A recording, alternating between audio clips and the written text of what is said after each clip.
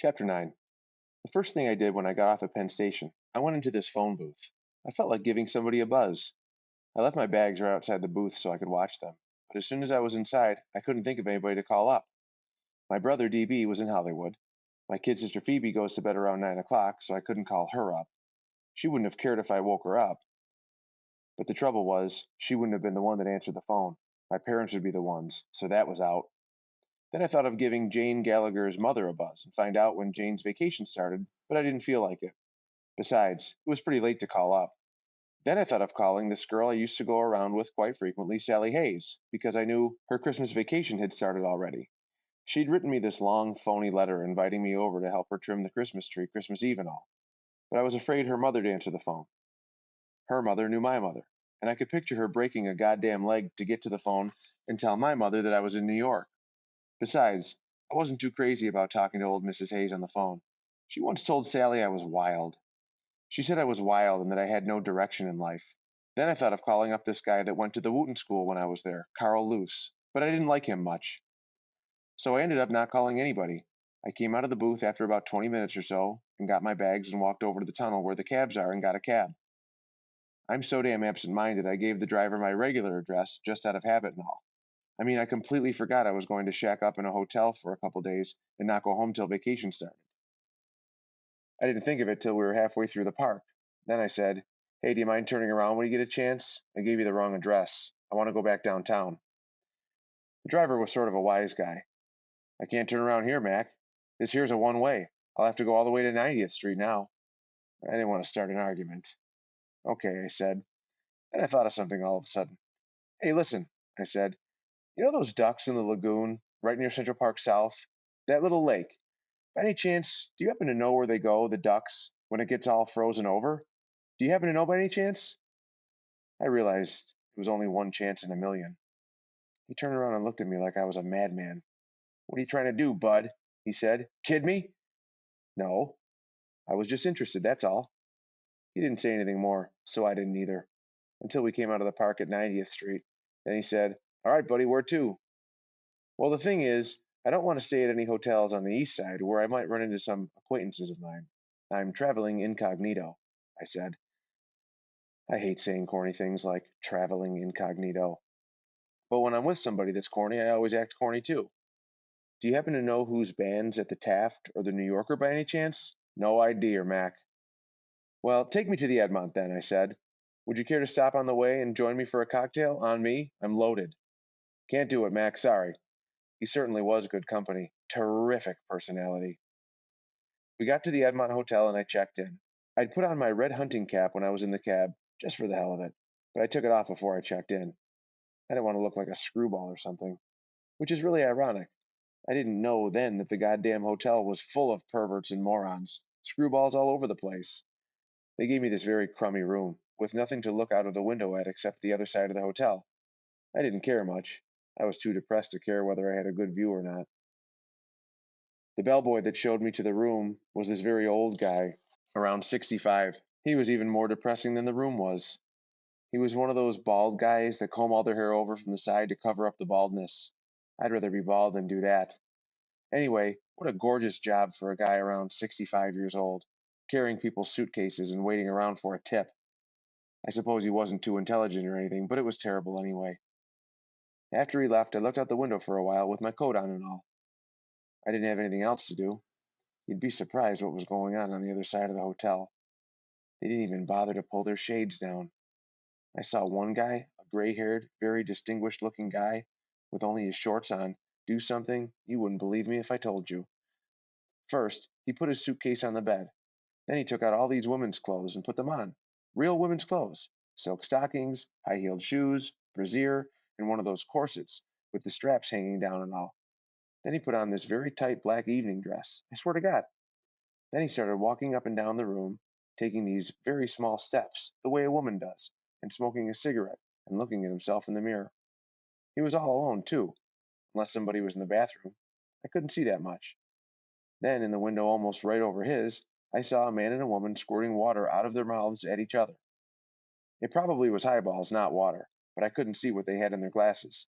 Anyway, first he'd take a swallow and squirt it all over her, and then she'd do it to him. They took turns, for God's sake. You should have seen them. They were in hysterics the whole time, like it was the funniest thing that ever happened. I'm not kidding. That hotel was lousy with perverts. I was probably the only normal bastard in the whole place, and that isn't saying much. I damn near sent a telegram to old Stradlater telling him to take the first train to New York. He'd have been the king of the hotel. The trouble was, that kind of junk is sort of fascinating to watch, even if you don't want it to be.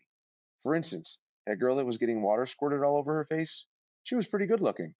I mean, that's my big trouble. In my mind, I'm probably the biggest sex maniac you ever saw. Sometimes I can think of very crummy stuff I wouldn't mind doing if the opportunity came up.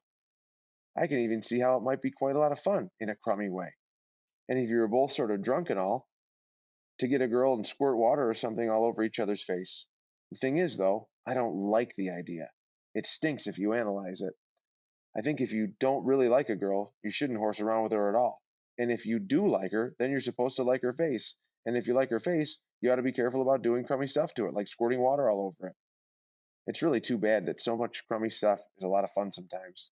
Girls aren't too much help either. When you start trying not to get too crummy, when you start trying not to spoil anything really good. I knew this one girl a couple years ago that was even crummier than I was. Boy, was she crummy. We had a lot of fun, though, for a while in a crummy way. Sex is something I really don't understand too hot. You never know where the hell you are. I keep making up these sex rules for myself, and then I break them right away. Last year I made a rule that I was going to quit horsing around with girls that deep down gave me a pain in the ass. I broke it, though, the same week I made it. The same night, as a matter of fact. I spent the whole night necking with a terrible phony named Anne Louise Sherman. Sex is something I just don't understand. I swear to God I don't. I started toying with the idea while I kept standing there of giving old Jane a buzz. I mean, calling her long distance at BM, where she went, instead of calling up her mother to find out when she was coming home.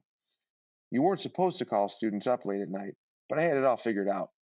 I was going to tell whoever answered the phone that I was her uncle. I was going to say that her aunt had just got killed in a car accident and I had to speak to her immediately. It would have worked, too. The only reason I didn't do it was because I wasn't in the mood. If you're not in the mood, you can't do stuff right. After a while, I sat down in a chair and smoked a couple cigarettes. I was feeling pretty horny, I have to admit it. Then all of a sudden, I got this idea. I took out my wallet and started looking for this address a guy I met at a party last summer that went to Princeton gave me. Finally, I found it. It was all a funny color from my wallet, but you could still read it. It was the address of this girl that wasn't exactly a whore or anything, but that didn't mind doing it once in a while, this Princeton guy told me. He brought her to a dance at Princeton once, and they nearly kicked him out for bringing her. She used to be a burlesque stripper or something. Anyway, I went over to the phone and gave her a buzz. Her name was Faith Cavendish, and she lived at the Stanford Arms Hotel on 65th and Broadway. A dump, no doubt. For a while, I didn't think she was home or something. Nobody kept answering. Then, finally, somebody picked up the phone. Hello, I said. I made my voice quite deep so that you wouldn't suspect my age or anything. I have a pretty deep voice anyway. Hello, this woman's voice said. None too friendly either. Is this Miss Faith Cavendish? Who's this? She said. Who's calling me up at this crazy goddamn hour? That sort of scared me a little bit. Well, I know it's quite late, I said, in this very mature voice and all. I hope you'll forgive me, but I was very anxious to get in touch with you. I said it suave as hell, I really did. Who is this? She said. Well, you don't know me, but I'm a friend of Eddie Birdsell's. He suggested that if I were in town sometime, we ought to get together for a cocktail or two. Who? You're a friend of who? Boy, she was a real tigress over the phone. She was damn near yelling at me. Edmund Birdsell, Eddie Birdsell, I said. I couldn't remember if his name was Edmund or Edward. I only met him once at a goddamn stupid party. I don't know anybody by that name, Jack. And if you think I enjoy being woke up in the middle, Eddie Birdsell from Princeton, I said. You could tell she was running the name over in her mind and all. Birdsell from Princeton. Princeton College? That's right, I said. You from Princeton College? Well, approximately. Oh, how is Eddie? She said. This is certainly a peculiar time to call a person up, though. Jesus Christ. He's fine. He asked to be remembered to you. Well, thank you. Remember me to him, she said. He's a grand person. What's he doing now? She was getting friendly as hell all of a sudden. Oh, you know, same old stuff, I said. How the hell did I know what he was doing? I hardly knew the guy. I didn't even know if he was still at Princeton. Look, I said, would you be interested in meeting me for a cocktail somewhere? By any chance, do you have any idea what time it is? She said. What's your name, anyhow, may I ask? She was getting an English accent all of a sudden. You sound a little on the young side. I laughed. Thank you for the compliment, I said, suave as hell. Holden Caulfield's my name. I should have given her a phony name, but I didn't think of it. Well, look, Mr. Coffle, I'm not in the habit of making engagements in the middle of the night. I'm a working gal. Tomorrow's Sunday, I told her. Well, anyway, I got to get my beauty sleep. You know how it is. I thought we might have just one cocktail together. It isn't too late. Well, you're very sweet, she said. Where are you calling from? Where are you at now, anyways? Me? I'm in a phone booth. Oh, she said. Then there was this very long pause.